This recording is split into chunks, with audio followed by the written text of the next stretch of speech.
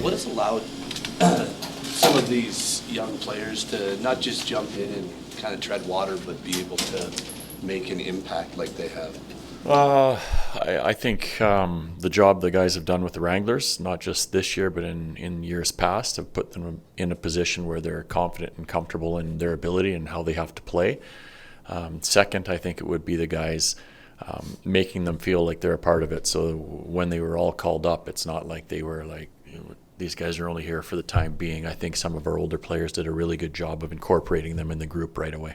That confidence is a big part of it because, I mean, you look at these guys. I mean, Zary seems willing to try things out there, and they often work. Yeah. It's you. That's one of the great things about the American League, and a lot of people are like, "Ooh, boy, I don't know if players should be down there at that time," but they learn how to become players there for the most part, and then they have to come here with the belief in themselves and try to make that same thing happen at this level. So. I think it's just the experience they've gained over the last couple of years, and coming here now, they're in a position where they're not just about, hey, I'm playing an NHL game. They're like, listen, I've been a pro for a few years now. I have to do something to make sure I stay here, and that's what the guys have done. Zary's goal, it looked like it was a bit of a set piece or something you guys had practiced. Is it extra satisfying as a coach to see one of those work out? They're given options for things they can do off face-offs, and they just ran a really good play. They did a good job with that one for sure.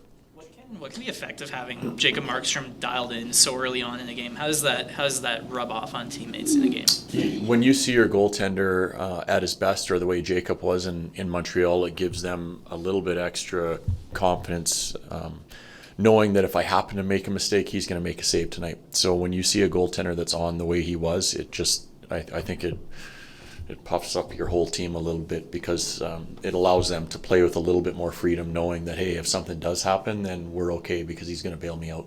There were obviously reports during this trip that could have proven to be a distraction from this group with regards to Nikita Zadorov. Are you happy with the way that the group has handled it internally?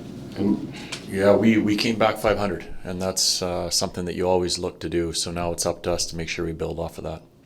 As a coach, when a player does make a trade request, how do you manage that, or how do you approach that? It's all stuff that we keep in-house. Yeah.